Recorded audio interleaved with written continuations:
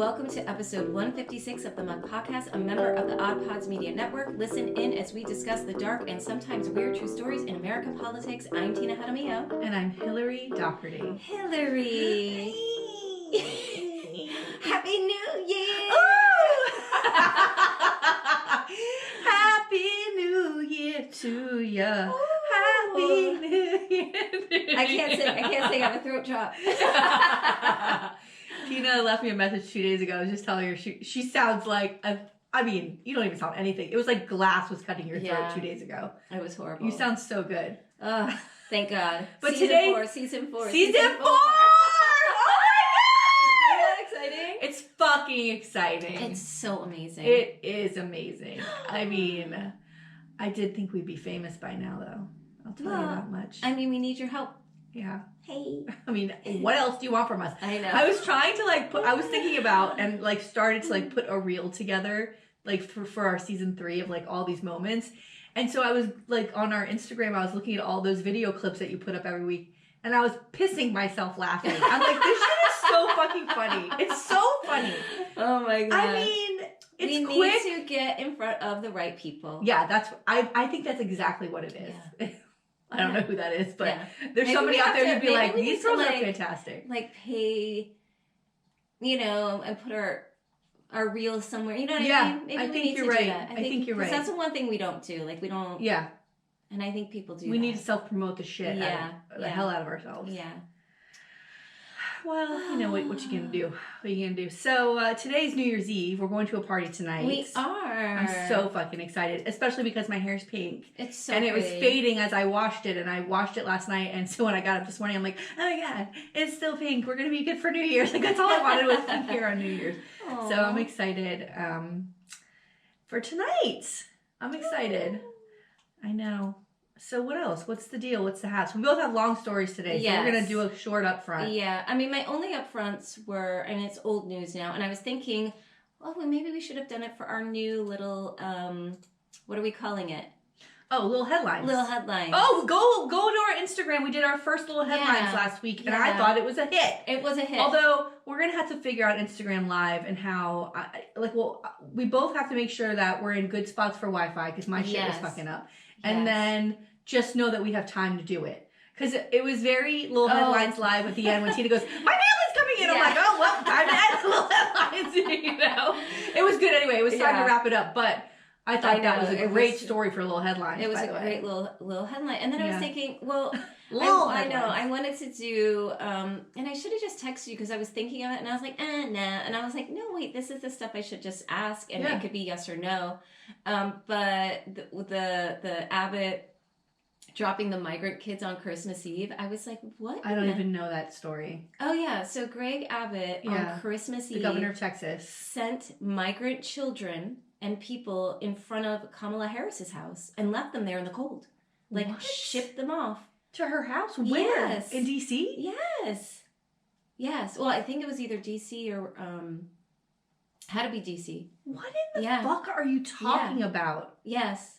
Are you fucking kidding me? No. What is with these two fucking dummies and their stunts with people? Yeah, and it's like, I don't know, nothing says, Christianity like dropping children off in the middle of Christmas Eve. Let's think about this. Let's think about it. We've talked about the birth of Jesus, right? You want to talk about the birth of Jesus? Everybody said no to them, right? That's the story. Yeah. And finally, one person was like, well, you can't come in here, but you can go to that stable in the back with the animals to give birth to the baby, right? And it's somebody let them in.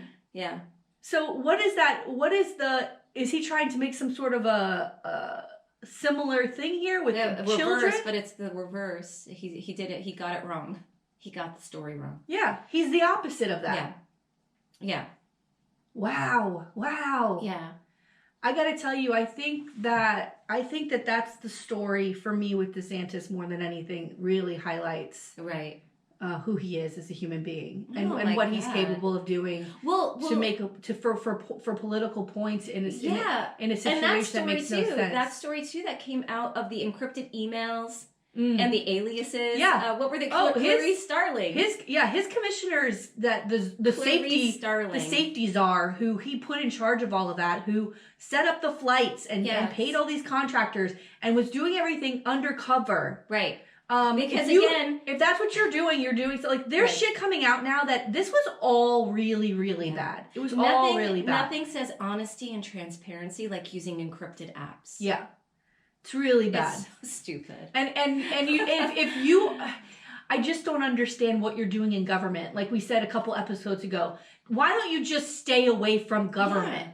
Because it's not the place for you. You can do all of these really shitty, scary, just be in corporate America. Things in corporate America. Yeah. Stay away from the places where safety czars are supposed to be making sure that, I don't know, restaurants are safe, food is being inspected. Our roads are safe. Our roads are safe. Schools are safe. Like, I mean, that's what you're supposed to be doing.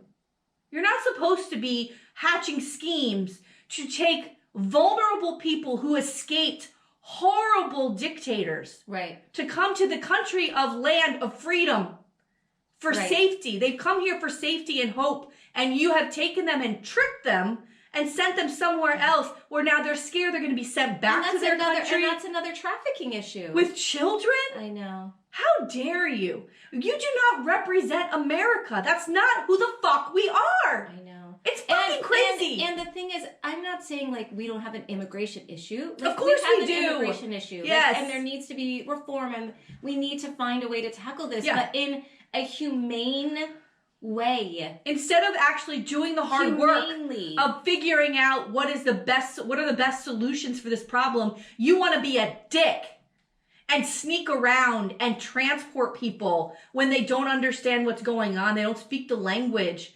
And you're tricking them.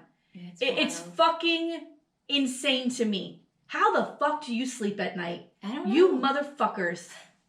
It's so insane. It's weird. It's just like downright like that someone would even, like you said, hatch a scheme like that. Like who sits there and thinks this is a good idea? No, and not one person of these people who are supposed to be these, uber Christian people. Because they've somehow convinced themselves, they've surrounded themselves with yes men who know that their proximity to power will keep them in the spotlight or keep them high up wherever they are. And that's what's important to them. And they're not in the business of government to actually run an efficient government that actually is there for the people of Florida, which is what their job is to do. What is best for the people of Florida. And I think they actually believe what they tell themselves. And I haven't read the whole article yet, but Mother Jones came out with this expose, and it's a woman went undercover into the MAGA world and up close to high powerful people, politicians and stuff that kind of follow and believe in that. And the clips and things that I was reading about it was they full on believe everything, which is even scarier. Yeah. I I agree. I mean, listen. I just read a whole post on Instagram that this company, actually the shirt that I'm wearing, I went to their it's Occupied Mind. It says Pussy Power on it. But Occupied Mind is run by two women who are engaged. They're young women, and their purpose and the things they put out they're fun shirts, but also they put posts up about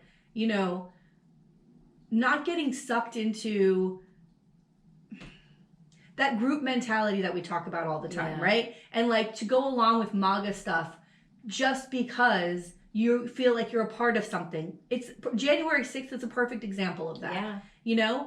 People are storming the Capitol of the United States and doing really insane things when they're in there. Things that people do in mental institutions, right? They literally lost their minds inside that building. They defecated. Yeah, and we're threatening to kill human beings. Yeah. That for some reason, I mean, I'm not the biggest fan of Nancy Pelosi, but I also don't want to see her dead at the hands of some madman. No, it's insane. We have a voting booth to remove people from power. Yeah. We don't need you to storm any building. Nobody asked you to do that except Donald Trump. Yeah, Donald Trump did. So it's about feeling like you belong to something. That's that MAGA thing. Is they will swallow the excuses, they'll swallow the explanations of why something is a thing and go along with it. It's absolutely horrifying. And I fear for what happens next in this country because I really, really believe that DeSantis will be our next president. Oh, he is God, please. well liked. He is adored across the country. He's got money to spare, and he is about to wreck Florida for the next 4 years. Like, what they will do in this next session will really set up his run for president. I know. I can't. I'm waiting for it to happen. And the fact that dopey motherfucker walks around and he's like, I don't know if I'm going to run for president. I haven't decided. Please. Fuck off. And like Alfredo said on our last episode, he's strategic to the T. Like, this motherfucker knows. He knows what's happening from here until the election day. Yes. He's got it all set up. He knows what he's doing. And I'd love to know who he has surrounding him. And if the Democrats can come with enough money, we need to hire those people to help us. Help us, please. We need some cutthroat motherfuckers on our side. Woo. All right, let's go. All right, because we have 2 long stories, and honey... Here we go. Okay, all sorry. Right. Today, yes. I'm going to tell you the story of Keith Conway. Keith Conway served as Kinloch, Missouri mayor for 12 years, but when he served himself to Kinloch's money, he lost his seat and his freedom. So another scam artist. So our story takes place in Kinloch, which is sort of near St. Louis, Missouri, in 2011. Mm-hmm. Keith Conway was elected mayor in 1999, and I couldn't find much about his background save for like 2 articles by the Riverfront Times that both noted that Conway was a former R&B singer who had no political experience. And he was first elected... Sounds about right. Let's elect him. Yeah, so he was elected, in 98 and served his first term beginning in 99. And apparently he was a write-in candidate who promised to revitalize the town after an airport bought out many of the homes in the community. And from what I read, he seemed really invested in making sure that the community came first. So this was like a really, it was a small community, predominantly Black community, and this airport came in and was and sort of like a lot of people ended up leaving because they bought all of these houses and lands to expand the airport, and he really was like kind of fighting against that and all of that. And it's really known as Missouri's first all-Black community. Wow. As well, historically. And unfortunately, in the 80s and 90s, the town fell into decline. And today, most of the residents still live below the poverty line, which makes this story even more upsetting. Great. Let's steal their money. That sounds like a good idea. So from January 2009 until March 2011, Conway stole and embezzled funds from the city.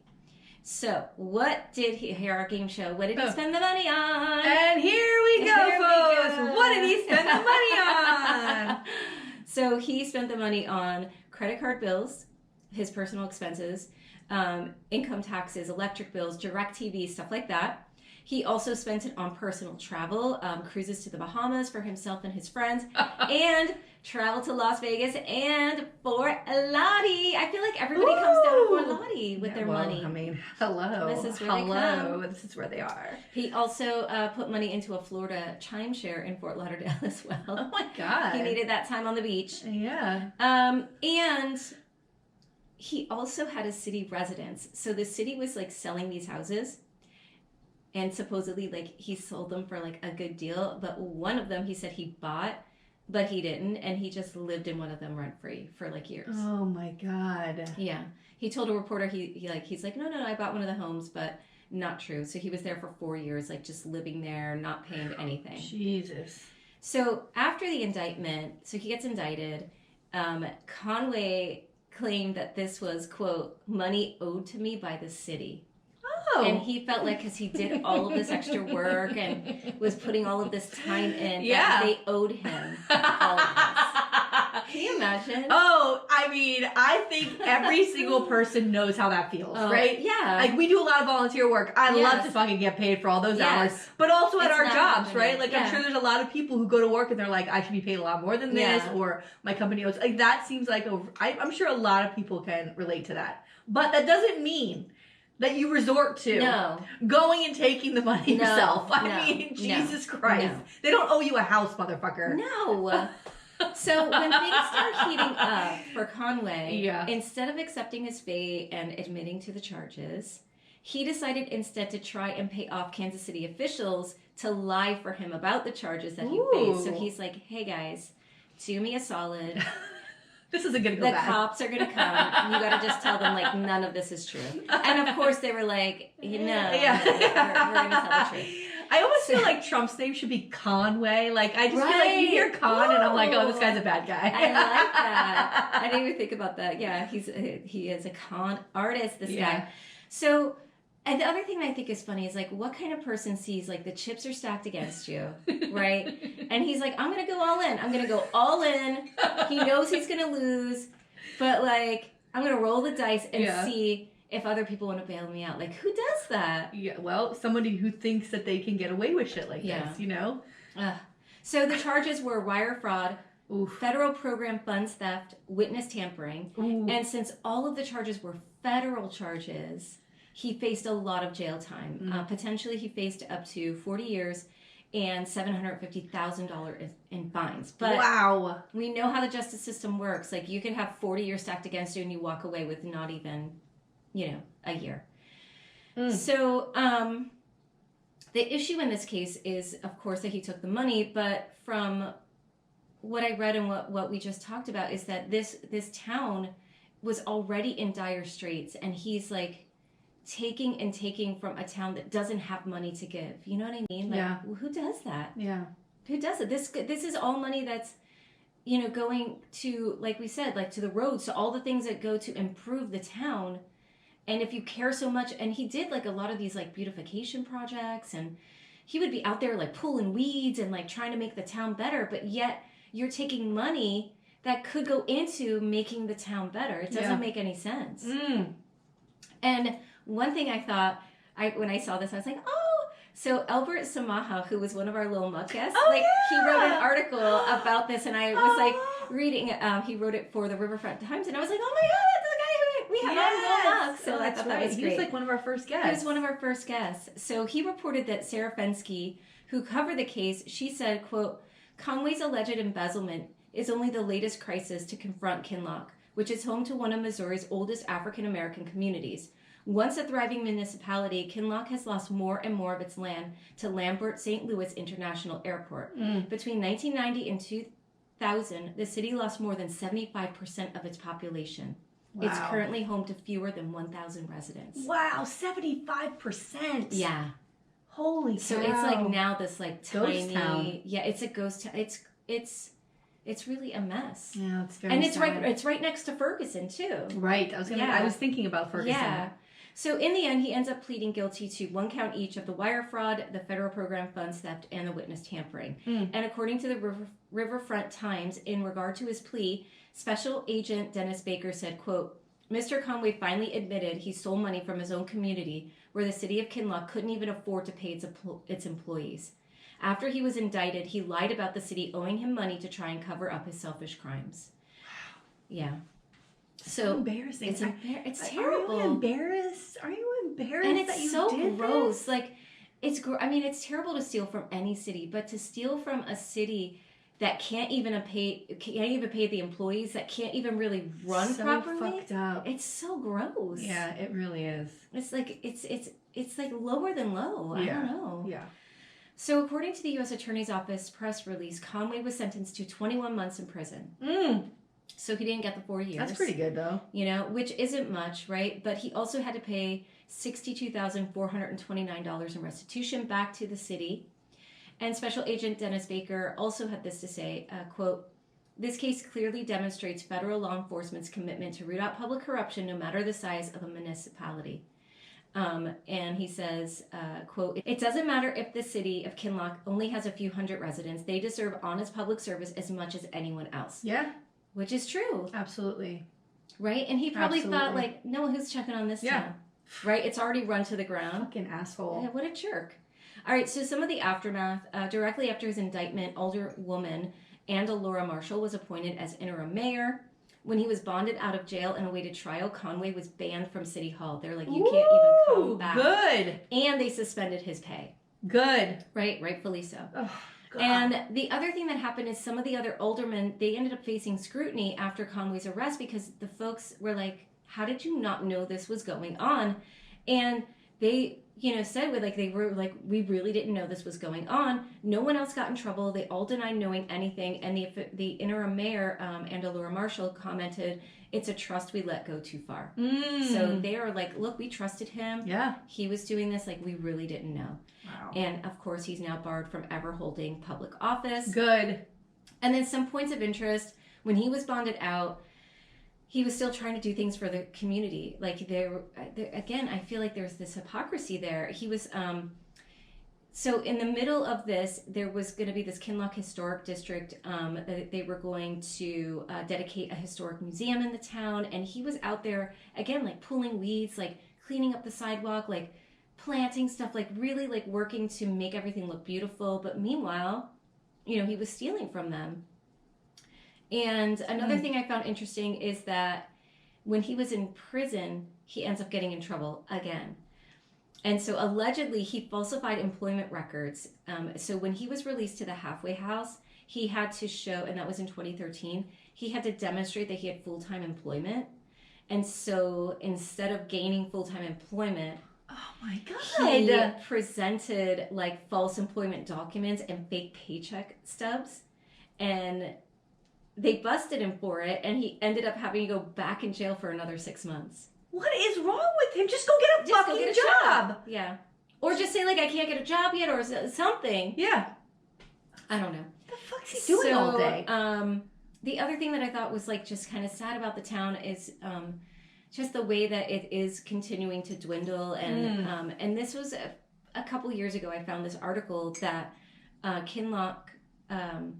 the city hall and the police department had to move to an old, like, abandoned elementary school because a former convicted cocaine dealer bought the city hall and, like, used it as his residence. And so they had to move. Yeah.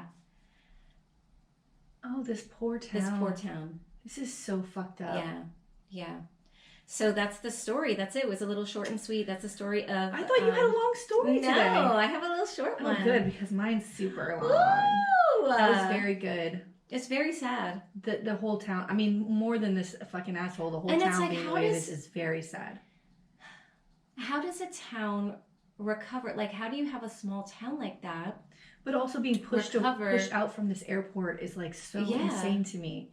But it's gentrification, right? I mean, it's an area that nobody cares about, and it should be protected because it is a historical Black neighborhood. Yeah. I mean, those things should matter. I mean, less than 1,000 people, so it's like, how do you run a school, like a school system, and also once you lose 75% of people, the people who are left there, how can they even sell their homes? No one wants to buy them except probably the airport, which is how it all started happening in the first place. Or some other warehouses or whoever, turning it into something else that it wasn't.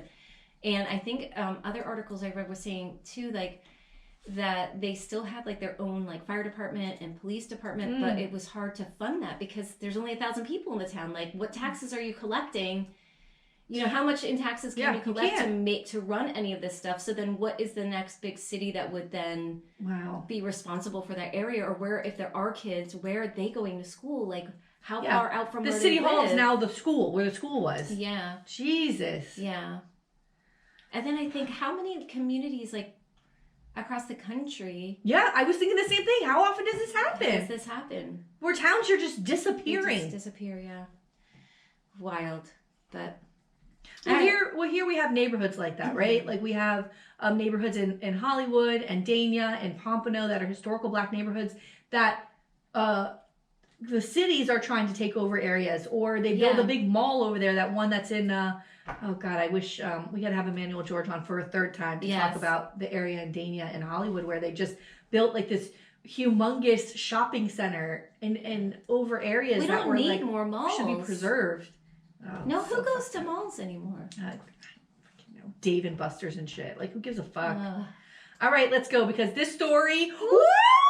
I was gonna do it as my last story, but it is so fucking long and I hadn't finished it, and so I had to like figure out how to wrap this fucking thing up. But I can't wrap it up. It's just long, and it's gonna be good, and you're gonna love it. Yay! Hey!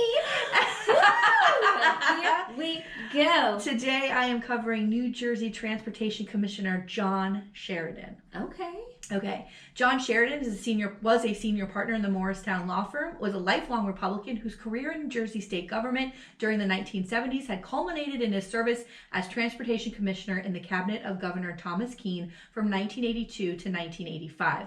He later served on the transition teams for Republican governors Christine Whitman and Chris Christie. Following their elections, he and his wife Joyce had settled in Skillman, New Jersey, an affluent section of Montgomery Township in Somerset County, a short distance north of Princeton, in 1977. There they raised their 4 sons, twins Mark and Matt, and then Dan and Jim. Mark himself followed in his father's footsteps, reaching the level of senior partner in the global firm Squire Patton Boggs Law Firm and serving as chief counsel to New Jersey's Republican Party. So, huge muckety mucks in the Republican Party in New Jersey. Is this Bridgegate? No. Oh, okay. But did I cover Bridgegate? I think I did. Remember. Okay. Sorry. That's okay. But huge, respected. Yes. I just want to make it clear that they're, respected across the aisle. They worked with Democrats, they worked with Republicans. This family, this guy, he's very well known, very well liked. Great guy, right? Okay. In 2005, John Sheridan took over as CEO of Cooper University Hospital in Camden. So he's out of politics. Yes. Working together with the chairman of the hospital's board, George Norcross, a prominent Democratic leader in South Jersey, he oversaw an expansion of the hospital into what is today called Cooper Health System. Sheridan was also a chair of a Camden nonprofit, Cooper's Ferry Partnership, also called CFP, that owned parcels of land in the city that it attempted to redevelop. So I'm going to tell you a little bit about it. It doesn't really have a lot to do with this, but it does come in later. Okay. So it's a possible thing that could have happened, but we don't. Okay.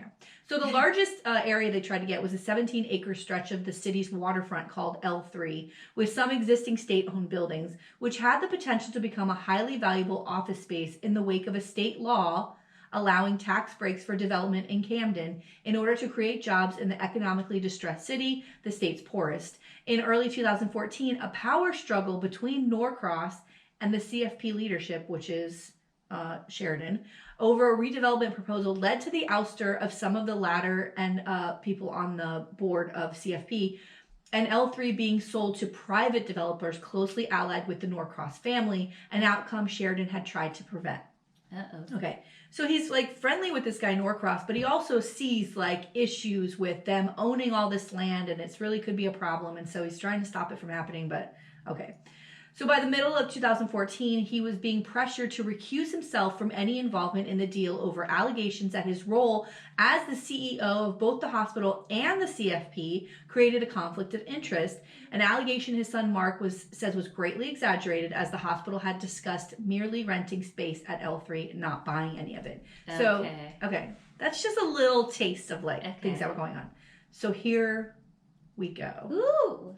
Shortly before dawn on September 28th, 2014, local police and firefighters responded to a report of flames at the Sheridan's house on Meadow Run Drive. Smoke was coming from one area of the second floor that turned out to be the master bedroom, which, by the way, I just heard we're not supposed to say anymore. I'm so sorry. We're supposed to say primary bedroom. Right. I didn't realize that master bedroom is a faux pas. Yeah. It's master. Yeah. Okay. Primary bedroom. I'm going to say that. Yeah. We're going to woke up this podcast. After entering through the unlocked front door, the firefighters went upstairs and easily put out the fire, fueled by gasoline that had been poured on the floor as an accelerant. Also on the floor, they found the bodies of John and Joyce lying face up. No! John was pronounced dead at the scene, as was Joyce after her body was taken to the University Medical Center of Princeton. The can from which the gas had been poured was also nearby, along with matches and knives. Oh, no. A heavy wooden armoire, partially consumed by the fire, had fallen across John Sheridan's body, blocking the door and breaking several of his ribs. Oh. His wife had suffered first and second degree burns over many parts of her body. There were stab wounds on both bodies. Joy Sheridan's body had 12 stab wounds, mostly on her head and hands. Police photographer Barry Jansen described her appearance as mutilated. One that pierced her aorta was found to be the lethal wound. Her death was declared a homicide. John had only 5 such wounds, mostly on his neck and torso. One of the former had pierced his jugular vein and would have eventually been fatal without medical attention. Jeez. Soot was found in his lungs during the autopsy, along with elevated carbon monoxide levels in his blood, suggesting he had been alive when the fire started. Wow. The medical examiner deferred listing. How scary. Yeah. The medical examiner deferred listing a cause of death, quote, pending further investigation. So his death, they couldn't declare they yet. know, like, it's murder, but they don't know. Right, like what happened. Yeah. A week later, a memorial service was held for John and Joyce at Patriots Theater at the Trenton War Memorial. The family was joined by hundreds of mourners, including Governor Chris Christie and his predecessors, Thomas Keane, Christy Whitman, and Democrat Jim Florio. I know I'm saying that wrong. Many of the public officials present praised John Sheridan's career and accomplishments. Norcross, his former colleague, said, quote, "The city of Camden is a different place because of his vision," end quote. At the time, full details of how the couple had died had not been made public. It was known that they had died in a fire, but shortly before the service, it was disclosed that the fire had been set, like somebody set this fire. Oh, but no, they don't know about the stabbings. Right. So the investigation. Who would do that? It has to be, if the mom is stabbed like that, it has to be like one of the kids. Don't guess things, Tina. Okay, so the investigators. Murderitos. All right, you're right. Yes, the investigators clashed with the Sheridan family from the morning the bodies were found. Responding firefighters notified Matt Sheridan, who lived at the house with his parents but was away on a fishing trip on Fisher's Island off the coast of Connecticut, from which he began making his own way home.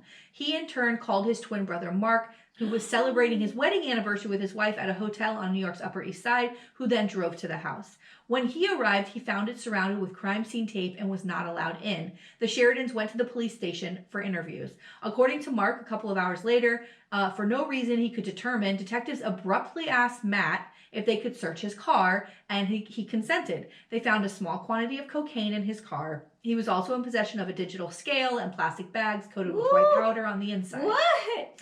Police put him under arrest but did not charge him at the time. I mean, you're like some little rich kid and you're selling coke on the side? Also, you know that shit's in your car, bro. What are you doing? You're like, yeah, why? Like, Who? My parents are dead. Why do you want to Yeah. search my car? Go fuck yourself. Yeah. Right? Yeah. Okay. But also, he's probably Stale like, and baggies? Like, what is this? Well, there's one in every family, Tina. Right. It's true. It's true. Okay. It's true. Wait, So- but weren't there other brothers too? There was 2 other brothers. Yeah. Yeah. Okay, so police put him under arrest, but they didn't charge him at the time. They do. That's not really going to come up again. They do end up charging him like years later for it.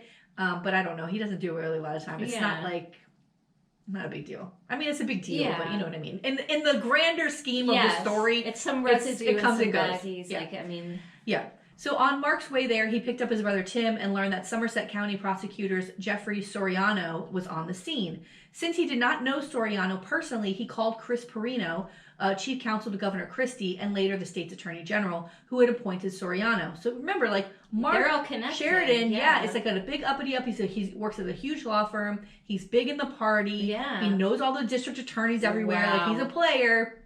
So he's going to start making these calls like, what the fuck is going on, right? Or who's in charge. Yeah. So Mark knew Perino from his own work as chief counsel to the state's Republican Party. Soriano called Mark. So this is the guy, the prosecutor who's in charge of the case.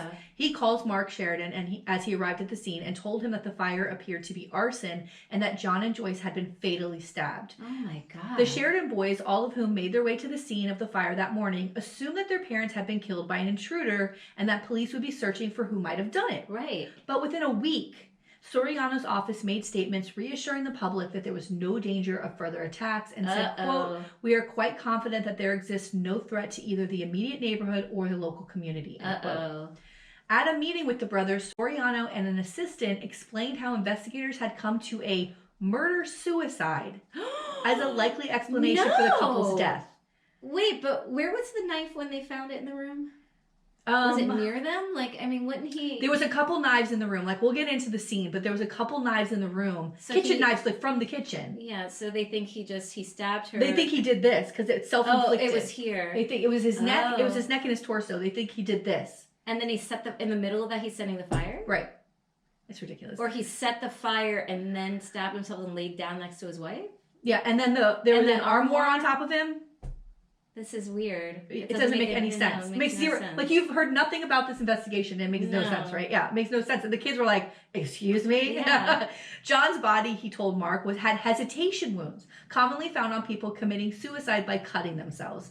Soriano told Mark that detectives would be looking through the couple's phones, emails, and other records for evidence of extramarital affairs, financial problems, or domestic violence that might explain a murder-suicide, and which he believed, from his experience, would turn up.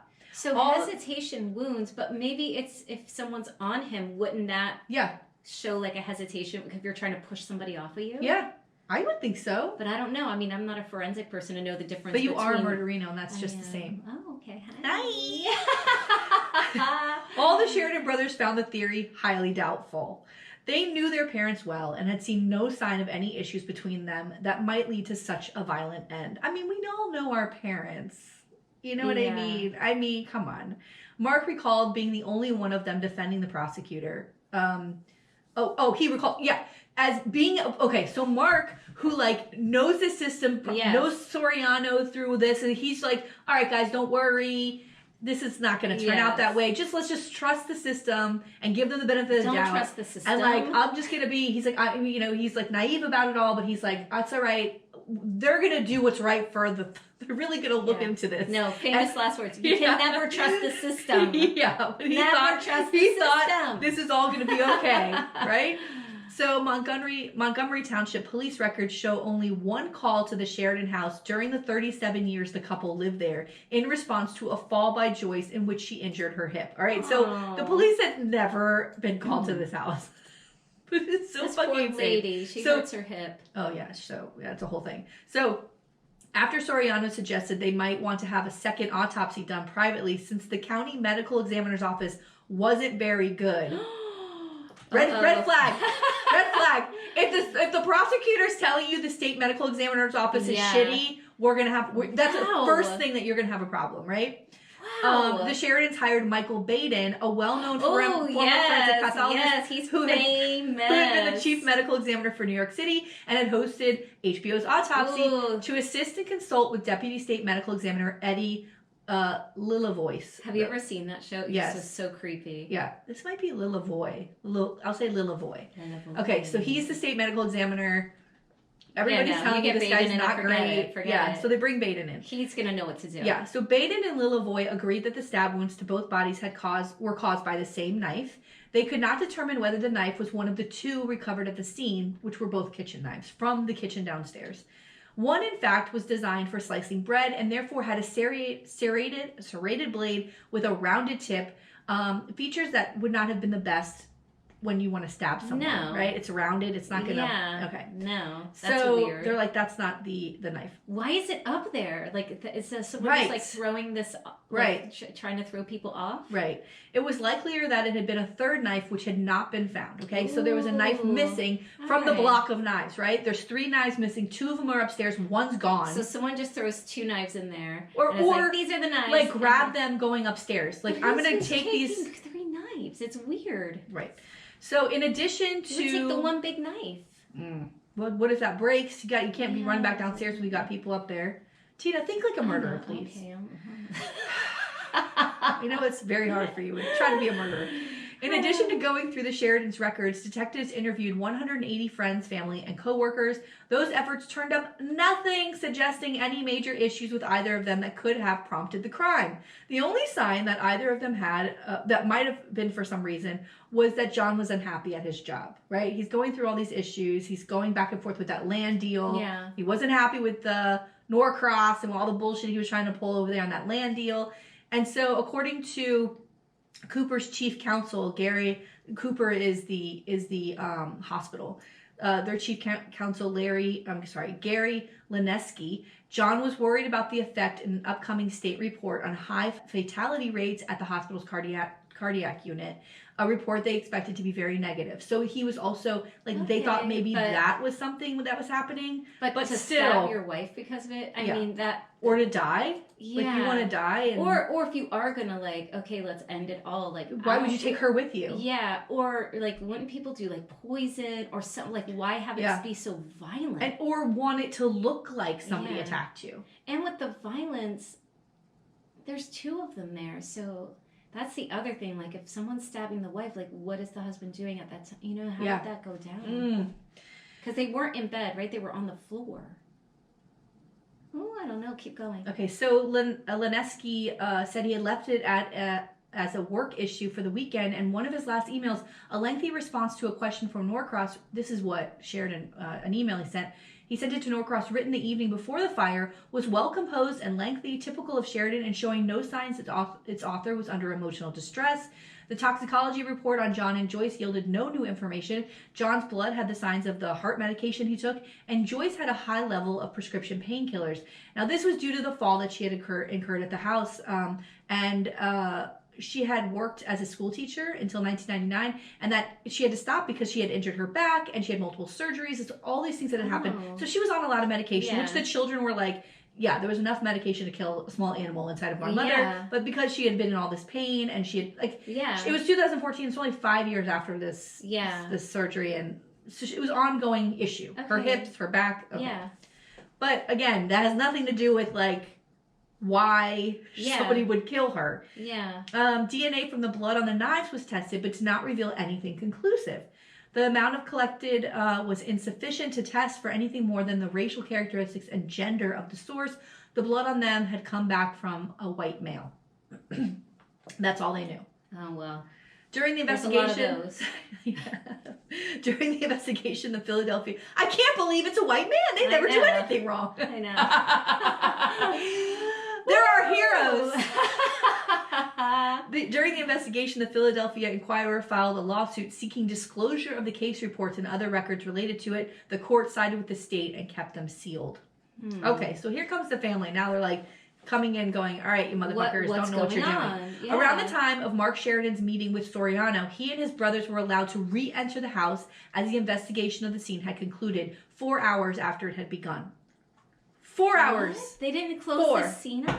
That's it. They investigated and were in the house for 4 hours after they got there and then left. That doesn't sound right either. Yeah. So the brothers go in. What is going on? This is Jersey. Yeah. Well, maybe because it's Jersey. Hold on, I gotta write down because it's Jersey as a possible... Because it's Jersey. Okay, so 4 hours after it began, right? In the primary bedroom where the fire had been, they found the boys, right? They're in the house now. They found a melted lump of metal next to where their father's body had been found. The boys thought maybe it was the third missing knife, but the metal makeup wasn't consistent with the knives that were in the kitchen. So it's not that, but they're like, what the fuck is this thing, right? Mark Sheridan sent Soriano a lengthy email expressing his frustration with this and other apparent failures of the investigation. The melted metal object was not the only aspect of the crime scene that the Sheridans believed had not been properly investigated. What in the world is happening? A month after the fire, an insurance adjuster inspected the house, found a bent fireplace poker in a nearby bathroom. Odd, since the house has no upstairs fireplace. Like, what the fuck is that doing up there? It had been photographed on the day of the fire, but not taken into evidence until the family demanded it be after the adjuster found it. Wow. The brothers theorized that it could have been the cause of John Sheridan's broken ribs instead of the falling armoire. Oh. The day after the poker was found, Mark Sheridan recalled confronting Lee Niles, a county investigator, in the house's front yard. He said, quote, I asked him if he had concluded that the case was a murder-suicide, and he said he had reached no such conclusion. That was a lie. His people made up their minds on day one, end quote. Wow. So they're like, this is what it is. Let's do a cursory bullshit investigation, close it, and be done with it. Meanwhile, there's all this evidence left in the house. The poker is it's a weird thing. But then that kind of makes sense because if it is two people, like, how are you going to stab one person? You got to take one person down. So maybe with the poker, he takes him down, kills the wife, and then goes back to him. Yeah. But also, like, this is how you solve cases or you do investigating in New Jersey or whatever, where you are. This is not a typical case. These folks are not going to let shit go. Yeah, these right? are like high-powered people. It's so fucked up. So then they released the investigation report. In late March 2015, remember this happened in September 2014. Yeah. So like six months later, they Soriano released his office's report on the death of John Sheridan. It found no evidence of an intruder and concluded that he and Joyce were the only ones in the house. Instead of being undetermined, his death was now considered a suicide. Soriano said detectives had conducted 180 interviews and looked through all the couple's records. It quoted some unnamed witnesses describing John as, quote, disproportionately concerned, genuinely worried, and overly worried about the upcoming state report on the cardiac unit's problems. Robbery was ruled out as a motive since nearly $1,000 in cash remained on a nightstand. Jewelry, electronic devices, antiques, prescription drugs that might have been of interest to a thief were not taken. The house had not been forcibly entered, nor had neighbors reported any prowlers in the area before or immediately after the fire. DNA from the blood on the knife, Soriano wrote, was consistent with John Sheridan. Well, he also has 4 sons. Yeah, and he was also stabbed. Yeah. I mean, based on the lack of evidence for other theories and the 5 hesitation wounds, Soriano concluded that the deaths had, as investigators originally believed, been a murder-suicide. His report did not speculate on how the Sheridans came to end their lives that way, whether it had been planned, or the presence of the gas can brought up from the basement to start the fire, and the kitchen knife suggesting that might have been the case, or the result of a sudden impulse or fight between the couple, or what the motive might have been. So there's nothing that was like, here's why we think, through our investigation, we found this is why he would have killed his wife and then killed himself. Except that he was worried about a report. Yeah, and it doesn't make sense, like, because it would have to be premeditated if you have the gas can up there. Oh, he went through, and the knives and the poker. Like, what are you talking about? Yeah, because if it was in the spur of the moment, he would have smothered her with a pillow or something. Right. Or beat her, maybe, even. If you're that angry that you want to kill someone, aren't you just going to attack them? Yeah. In the one interview he was given about the report, Soriano dismissed the melted piece of metal the brothers found. He said, quote, I don't know what it is. It could have been anything. What we tried to do was gather all the relevant evidence. And when he was asked about the report's failure to convincingly identify a motive, he said, I don't know what else was going on in his life, end quote. Okay. So there's a lot of criticism, not just from the children, but from other people who know this couple, who are like high-ranking officials and people in government and like friends that are like prominent folks. Yeah. So Mark Sheridan, again, the son, who's the lawyer, had been in regular contact with Soriano and was able to review the report in its final drafts before it was made public. He strongly disagreed with its conclusions and expressed that opinion in news coverage. Quote, to be clear, we do not have answers to what happened to our parents. Based on the evidence, neither do the investigators, end quote. Wow. He described the investigation as, quote, pathetic. By 10 a.m., they were out of the house, done, left, concluded what they concluded, and that was it, end quote.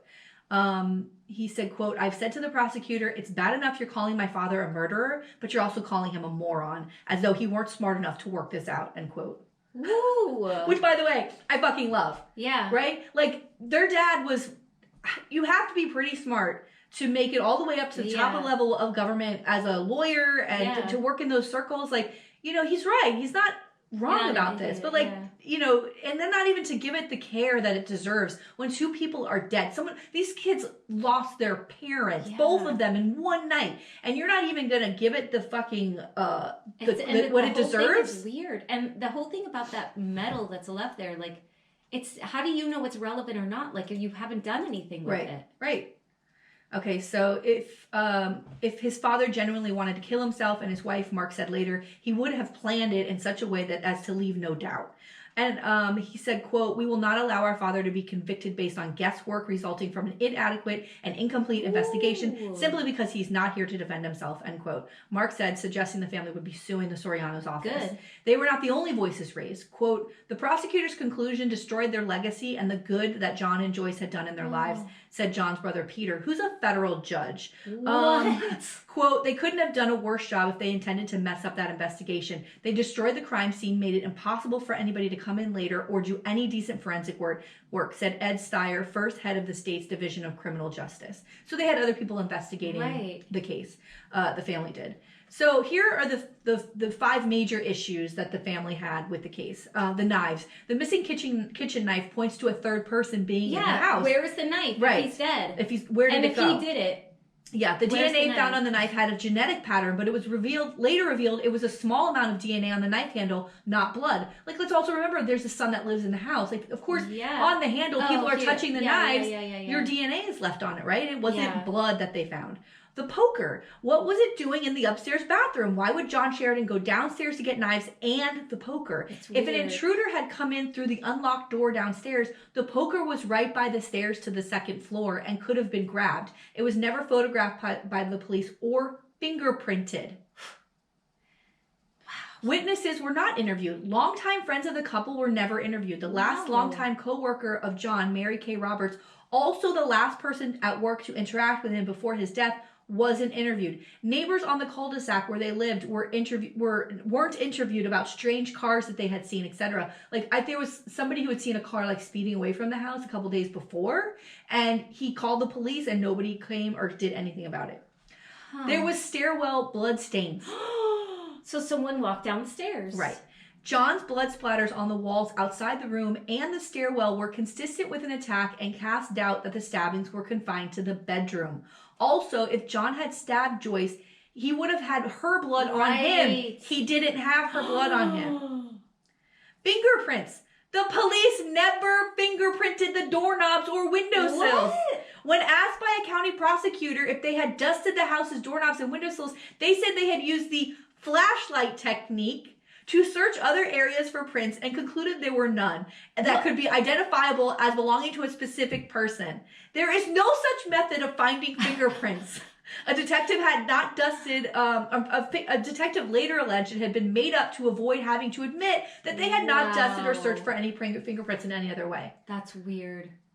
This is weird. Like, it's like a sham investigation. What or are like you a doing? cover-up. Like, because he's so high up, did someone high up want him killed? Right. And now they're covering everything up? Right. But that's a lot of people to be involved in a cover-up. So the other thing is the business dealings, right? So Mark had also said that the prosecutors dismissed his suggestion that the L3 or other land deals in Camden CFP and the hospital were involved and might have motivated someone to kill John as something that only happened in the movies. Like, it didn't make sense. Like, it's like, you know, he started going through his dad's paperwork and he's like, there's a lot of shit here that was shady as fuck and this could have something to do with this. Jersey, there's the mall. Right? Ooh. While doing his parents' final year of taxes several months after the fire, Mark found a banker's box full of documents his father had saved, many of which had not been previously aware of despite having been consulted by his father on the ethical issues involved earlier in 2014. Ooh. So his dad was talking to him as like, you know, what do you think about this? Is this something that I could be in trouble for? And like kept all this paperwork, stuff that Mark had never seen before. Wow. And it appeared to him that his father was concerned that the developer favored by CFP for the L3 purchase had been muscled out of the project by the Norcrosses and forced to sell their rights to the tax credit for a minimal amount to developers aligned with the Norcrosses. He gave copies to both the county prosecutor's office and the state attorney general, but never heard what, if any, action was going to be taken. Wow. And Baden, the examiner that they hired, believed it was likely that both Sheridans were victims of a homicide, perhaps by someone who intended to kill them both or a burglar had caught them like unaware. He said, quote, if it's a murder-suicide, it's very unusual murder-suicide. He said that the evidence was not strong enough to call the case a homicide, instead advocating for it to be changed to undetermined. Wow. Right? Okay. So then this whole thing comes out about the medical examiner's office. And remember when he's like, you might want to hire somebody else because it's a fucking mess over there, right? So then why don't they clean it up? Basically what happens is this case kind of shines a light on the fact that the medical examiner's office in New Jersey has been a mess for a very long time. Wow. And I just think about these families who aren't prominent. Oh my God. Who don't get to actually start looking into these cases and whose families they'll maybe had false final investigations or who knows what, because this office is such a fucking mess. So Mark also connected his parents' case to the general problems of New Jersey's medical examiner system. He said, quote, it's a disaster and embarrassment. MEs should not be under the attorney general or law enforcement. They should not be agents of the state. They should be independent, which they weren't. Some of the state's former chief medical examiners agreed with him. At the time of John and Joyce's death, the position of chief medical examiner, in fact, had been vacant for 6 years without an acting chief. What? shit. So who's in charge? Victor Whedon, the previous chief, had resigned in 2009, telling Governor John Corzine that he had found the experience, quote, disappointing and lacking the statutorily required oversight from the Attorney General and the state's Division of Criminal Justice. Wow. A new chief medical examiner, Andrew Falzone, was appointed by Governor Christie in June 2015. Problems with the system were worse at lower levels in ways that may have directly affected the Sheridan case. So what they're saying is like a county level medical examiner's office. The Northern Regional Medical Examiner's Office under Eddie Lilavoy, where this guy worked, had failed to achieve reaccreditation by the National Association of Medical Examiners in 2012. So 2 years before John Sheridan and his wife were killed. So it's a mess. Among the failings noted, one of the most serious was that the toxicology lab, which served the entire state, had let its accreditation go by the College of American Pathologists lapse in 2009 and was not then listed as certified to conduct testing by the American Board of Forensic Toxicology. So how does that even hold in any courtroom? Yeah. Wow. Lilavoy himself was not board certified in forensic pathology, although he had been performing autopsies since 1997. Now, let me tell you something. I'm going to give a little sidebar because I put in here parentheses New York case. This guy Lilavoy was fired from the New York City's forensics office because there was a case there that he determined was a little child had died and had been had died from something happened. Something hit the baby in the head. Okay. Right. So he determines the baby's was killed was a homicide. Right. Oh. Blunt force trauma. Yeah. The father gets accused. They can't bring a case against him because there's no proof. The parents get divorced because his father's been accused of killing this kid. All this stuff happens. A few months later, Lilavoy, after reviewing the case again, changes it to like a fall, like an accidental death or something, and never tells anybody. Never tells anybody. What? So they start reviewing some of these cases and this comes out that this thing has changed. The parents had no idea. The police had no idea. Meanwhile, this family is fucking devastated. They've been divorced. God. The father was accused. Like, imagine being accused of killing your kid. Oh, no. And you didn't do it. And this comes out, then you find out later that it wasn't. Oh my God. So this guy's a major fucking piece of shit. Jerk. Yeah, like major piece of shit. Oh my God. So what does he do? He gets fired and ends up in New Jersey, where now he's over there performing autopsies and oh my God. How does he get hired? Who vetted this guy? Well, there's nobody in charge. So because of the vacant state medical examiner position, no one supervised Lilavoy's autopsy of John Sheridan. In later comments on the case, Whedon says it would not have mattered even if there had been a chief medical examiner, since the state medical examiner has no statutory or regulatory oversight authority over county or regional medical examiners who are appointed by county government. So there's nobody looking at it anyway. Sheridan also faulted Lilavoy's lack of independence from the prosecutor's office, which means that the state attorney and the police have authority over the medical examiner's office, which means if they say to him, come on, man, come on, help us out. It's a murder-suicide. And then that's it. That's right. It. Murder-suicide. He noted in a letter to John J. Hoffman that the state's acting attorney general, Mark Sheridan, wrote a letter to him that Lilavoy had met with Soriano 3 times before the prosecutor issued his final report and did not issue his pathology finding until it had just before the report was published. According to Sheridan, the county prosecutor held those meetings to convince Lilavoy to rule the case a murder-suicide. Whedon says New Jersey's medical examiners need to be under the jurisdiction of an independent office, not under a law enforcement's jurisdiction. While law enforcement and medical examiners do need to be able to communicate and coordinate their efforts, the latter should be under the jurisdiction of a state's health department to remain independent. Wow. Okay. So, God, this case is so good, but I love it. Okay. So then there's a whistleblower. In December 2014, Mark and his brothers had sent Bates. So this is 3 months after their parents died. Mark and his brothers had sent Baden's affidavit to the state and chief medical examiner asking for that their father's cause of death be recorded as undetermined. Okay. They received no reply.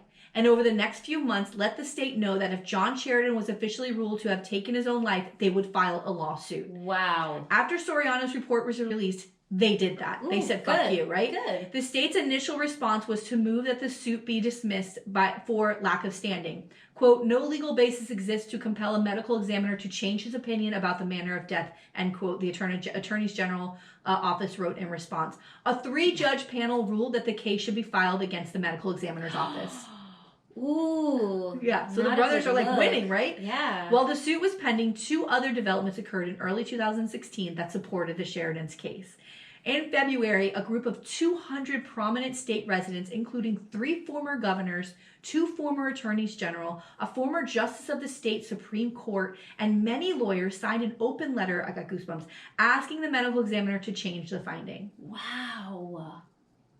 Wow. That's a lot of pressure. And again, I say, what about the families who aren't the Sheridans? I know. Who can't get attorneys and governors to sign these letters. And have things change. Yeah. Then, 3 months later, a Somerset County detective filed a whistleblower lawsuit claiming that, quote, it was common knowledge among detectives assigned to the forensic unit that the Sheridan evidence was improperly collected, improperly preserved, and subsequently destroyed. And that they have been retaliated against for complaining about this. So specifically... They destroyed the evidence? Yep. Specifically, Jeffrey Scoza-Fava's suit against the county said, quote, the officers running the alleged this. The officers running the prosecutor's forensic unit had little or no experience in the area of police work. Large pieces of charred bedding from the Sheridan's bedroom were left lying on the floor of the truck that had brought them into the lab for months, then stored in an open bag in the fingerprint lab. Come on. Lee Niles, his supervisor, frequently handled evidence ungloved at crime scenes. Blood collection swabs were not packaged properly after being taken. Evidence envelopes were not properly taped shut. And that Niles told the prosecutors that the officers had searched fingerprints using a non-existent flashlight technique, which Scoza-Fava's characterized as an excuse for not having done it at all.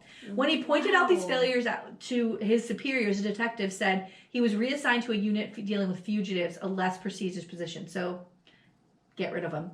Yeah, he's still working. Yeah. He later claimed to have seen Niles throwing the improperly collected and stored evidence into the garbage in 2015. Aren't they supposed to keep evidence for like a certain number of years or something? You have to tag it and number it. Like, this is crazy. I mean, this is 2015. This is not like the 1970s. I know. But nobody's, right? If nobody's watching and nobody's paying attention, why wouldn't they just throw it out? I would be so upset. Because there's all this potential evidence that could point to who did it. And isn't it worse to come out later that you did all these things instead of just going, oops, here's the evidence. Yeah, here's the evidence. You know what? Maybe we should try to reinvestigate this. What? Maybe we should do the right thing. Ego again. Yeah. Like instead of you're not going to get in trouble. Just do the right thing. You know? Yeah. No, this is 100% worse.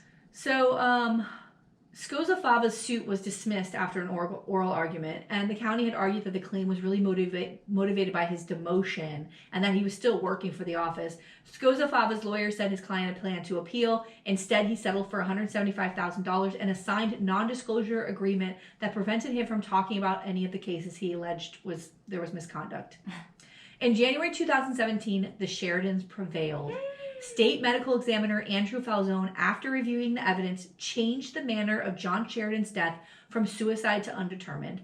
While Falzone still said he believed the wounds were self-inflicted, he said, quote, no weapon was recovered from the scene that could be conclusively associated with the wounds sustained by Mr. Sheridan, end quote, which is what Baden had said, right? Like, he said the same thing. Like, we don't know yet because we're missing this key piece of evidence. I mean, that's the thing. Like, where would the knife be? Yeah. And then what was that metal, though? Was that the knife? Yeah, what was that metal? Well, it was not, because it wasn't consistent with the other knives, which would have been the same material. Yeah. The damage to the scene caused by the fire further compounded the difficulty of reconstructing events that night, which is the point, right? To burn everything. Yeah. Mark Sheridan said that while the family felt vindicated by the charge, he said, quote, we have a long way yet to go, end quote. They called, because we don't know who did this, right? So they called for the case to be reopened and reinvestigated. Okay. Then. This is the final twist, and it's so fucking insane. Are you ready? I am. This is Murderino shit. Okay. Bitch. Yes. In early 2022, political political consultant Sean Cattle pleaded guilty to murder in a Hudson County court. He had not committed the crime himself, but paid 2 men to kill Michael Galdieri, son of late state senator James Anthony Galdieri, in his Jersey City apartment in May 2014, just 4 months before the Sheridans were killed. After stabbing Galdieri, the killer set fire to conceal the evidence. Mark Sheridan was struck by the similarities with his parents' deaths. They too had been stabbed and a fire set at the crime scene. In a letter, so he sees this thing come up and he's like, what? This sounds really familiar. In a letter sent to both the Somerset County Prosecutor's Office and the state's acting Attorney General, Matt Platkin, he called the 2 cases eerily similar. He reminded them how investigators in both offices had, quote, openly mocked the idea of a killing for hire involving a stabbing with a fire set to destroy evidence, end quote. More than here we are. You guys said that we were crazy to say this would happen, and it literally happened over here. Wow. So, and it's a few months before my parents, so it's possible, right? More than the criminal's modus operandi might connect the 2 cases, Mark argued. The issue of the possibly missing knife might be involved. He recalled in the letter how investigators had several times asked him and his brothers about a knife missing from the block in his parents' kitchen. It might, he suggested, have been found. The day after his parents' death, Mark wrote, police investigating a bank robbery in Trumbull, Connecticut, had found a, quote, long-bladed butcher knife, end quote, in a pickup truck belonging to one of the suspects, George Bratsenis. Okay. So Mark is like hyper vigilant now, right? Like his parents die. He's now like, fuck, yeah, he's looking at everything that's happening. And he sees that this guy was arrested, a bank robber. And there's a knife in this guy's bag. And he's like, yo, it happened right after. Right. It's in Connecticut. It's not far from where we are. It could be. Mark urged investigators to work with Connecticut authorities to find the knife and test it for any DNA evidence that might link to his parents' death. And they don't do it. Bratsenis was later identified by both Cattle and Bomani Africa, which is the guy that he was a former cellmate of Bratsenis, who also pleaded guilty to murdering Galdieri as the other hired killer in the case. Okay. Do you see what? Yeah. Okay. So they're connected. They're connected. Like the cattle had hired this guy, and the other guy worked with him. Yeah. A career criminal with connections to organized crime who was once was a part of a ring that had set fires to cover its burglaries of jewelry stores, Bratsenis pleaded guilty to Galdieri's murder himself in March 2022. So he committed that murder.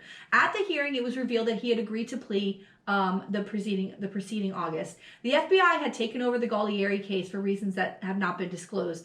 At Cattle's plea hearing, his lawyer, Edwin Jacobs, who was defending many clients in the high-profile cases, including some organized crime figures, told the court that his client had been cooperating with the government. He declined to be specific, saying, quote, I will simply leave it at this. As recently as today, he has been collaborating with the FBI in developing an important investigation, end quote.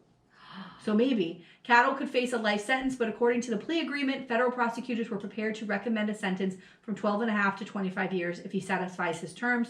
Political insiders in the state believe the case has the potential to become New Jersey's next major public corruption scandal. Neither office responded to Mark's letters, but at the end of May, Platkin's office announced it was reopening the investigation. Wow. Beyond that, Mark was skeptical that any new evidence could be found, but was grateful for the possibility. So do you think he's like making a deal saying, hey, I'll tell you about this other murder? Yeah. And get me some, like, it shave some time off my sentence? Yeah. And he's got the knife. He's got a knife. Wow. Why aren't they testing this knife already? Maybe they are. Like, this is all, like, just now. Wow. Is this great? Oh, I would love that. But then why? But also, I looked at this guy, George Bratsenis. He's 73 years old. 73. What is he doing? Well, he's like I went and looked him up. Like, I started reading about him. He's like, obviously he's an old man now, and he would have been an old man in 2014 when he committed this crime. He's like but he's like an old school, like, mafia hit guy. Yeah, he's like a Bobby Bacala's dad. That's exactly what he's like. Like with the emphysema. Yeah, that's what he's like. He like he grew up in New York and he went out to war. When he came back from war, he started to do like little crimes for the mafia and doing like little jobs for them and started doing hits. He's been in and out of jail, but he's still doing it. That has to be it. There's no other, that it makes sense. It's the same sort of crime. It's a political killing. Yeah. Stabbing, fire. He's got a knife on him. So good. Ooh. That was the best story to start the year. Yeah, so excited. A little Jersey, a little mafia. A little Jersey, a little Jersey. A little Jersey, a little mafia, a little murder. That's how we do. That's how we do over here. I love it. Oh my God, Tina. Happy season 4. Yay! And Happy New Year. Happy New Year. We're going to have such a good day and a good night. I'm excited. Wait. Me too. I mean, I was just saying this to our executive producer, Alfredo. We always have drinks on Christmas Eve. Oh. We have drinks. And I said to him, when I don't have my children, believe me, I'm like, I feel like I don't have a purpose when they're not here. Aww. When they're here, it feels like my heart is full. Like, it just doesn't make sense. You know what I mean? Yes. You can imagine that it's weird. Like, I get to, but I'm busy. Like, when they're not here, I'm like, what am I going to do? Because I can't sit here with other kids here. And I, like, go roller skating or whatever. Yeah. But, like, I try to keep my day full. But I told him, thinking about going to this party tonight and all of the amazing people that we have in our lives. I'm so fucking grateful for this group of friends. And, like, it's so lovely. The time we get to spend together, and that I'm not this, like, staying in my house hermit. I'm trying to stay busy, but I'm so lucky to have so many amazing people in my life. Know. It's really lovely. And fun. Like, it's so fun. Yay! Right? Yes. Oh, God, I love every second of it. Oh. All right. Bye. Bye.